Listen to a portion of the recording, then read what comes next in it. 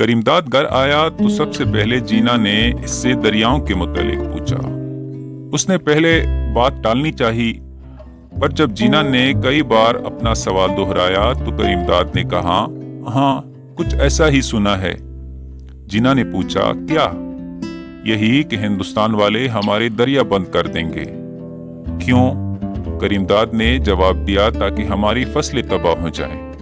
یہ سن کر جینا کو یقین ہو گیا کہ دریا بند کیے جا سکتے ہیں، چنانچہ نہایت بے چارگی کے عالم میں اس نے صرف اتنا کہا، کتنے ظالم ہیں یہ لوگ۔ کریم داد اس دفعہ کچھ دیر کے بعد مسکرایا، ہٹاؤ اس کو، یہ بتاؤ موسی بختو آئی تھی؟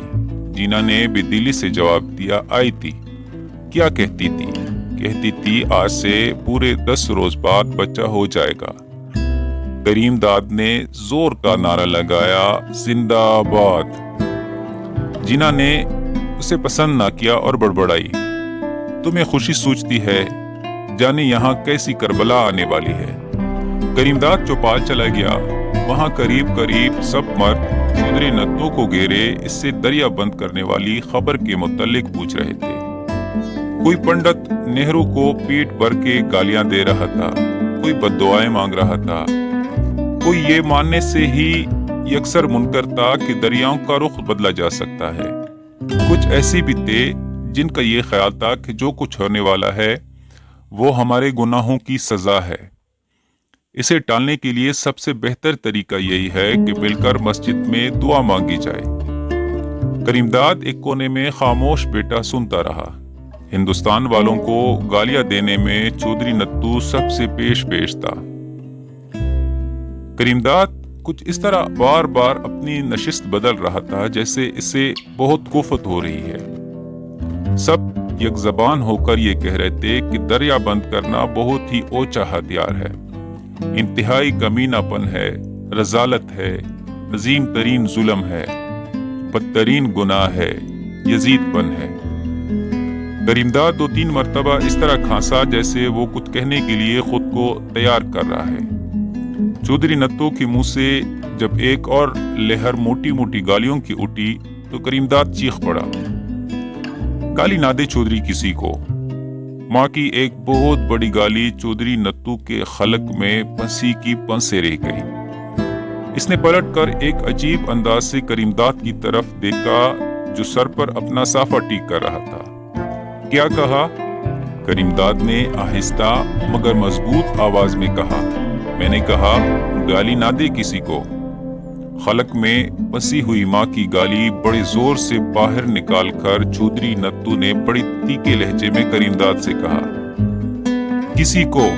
کیا لگتے ہیں وہ تمہارے؟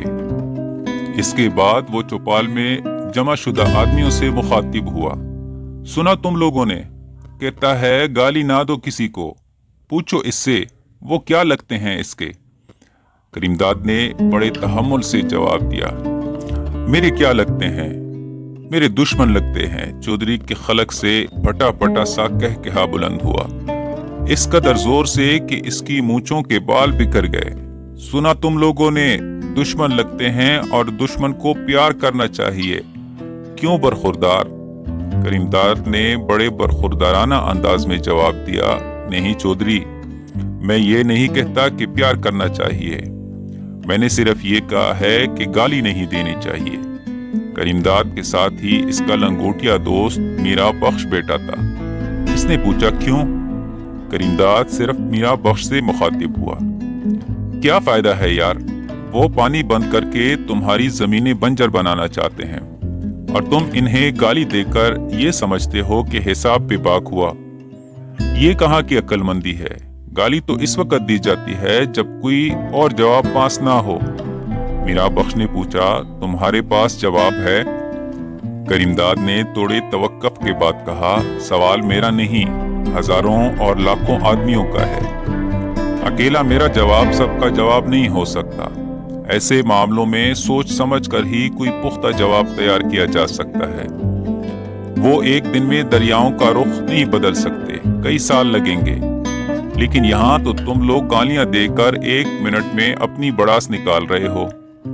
پھر اس نے میرا بخش کے کاندھے پر ہاتھ رکھا اور بڑے خلوص کے ساتھ کہا، मैं तो इतना जानता हूँ यार कि हिंदुस्तान को कमीना, रजील और जालिम कहना भी गलत है।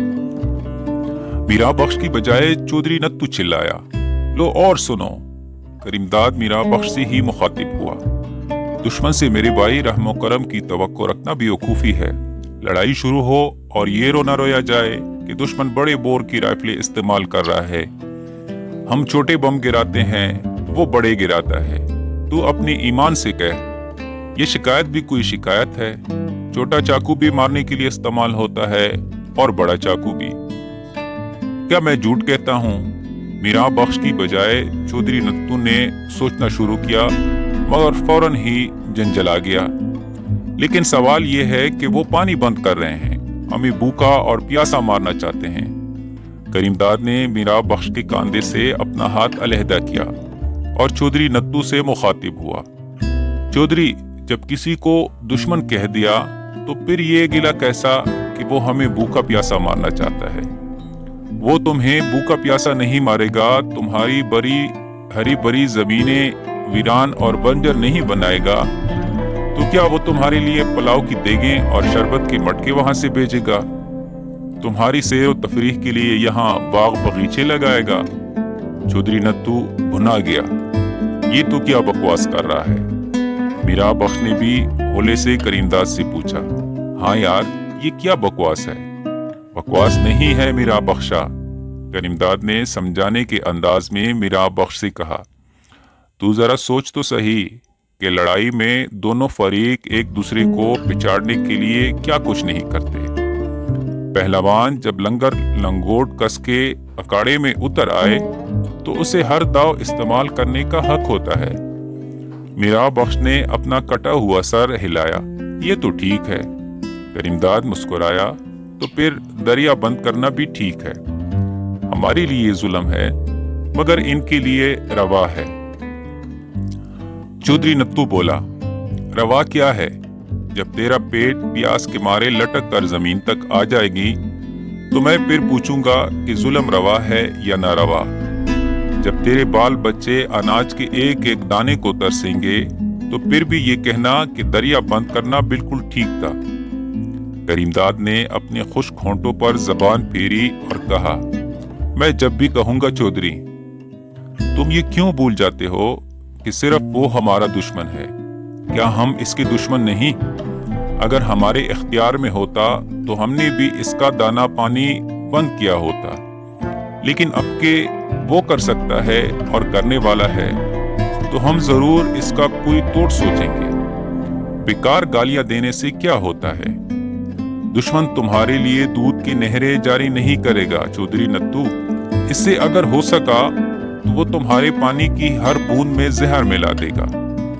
तुम इससे जुल्म कहोगे, वहशियानापन कहोगे, इसलिए कि मारने का ये तरीका तुम्हें पसंद नहीं।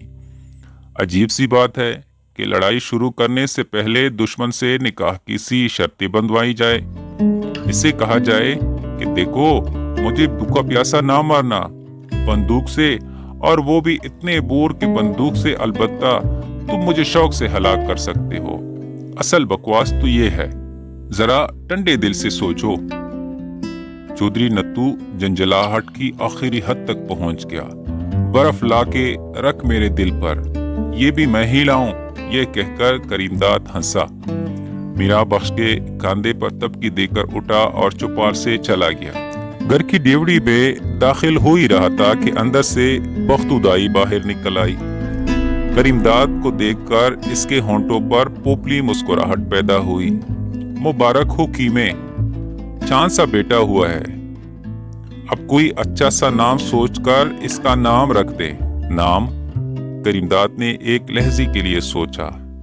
Yazid, Yazid. बख्तुदाई का मुंह हैरत से खुला का खुला रह गया। करीमदाद नारे लगाता अंदर घर में दाखिल हुआ। जीना चरपाई पर लेटी थी। पहले से किसी कदर जर्द इसके पहलू में एक गोल गुतना सा बच्चा चपड़ चपड़ अंगूठा चूस रहा था।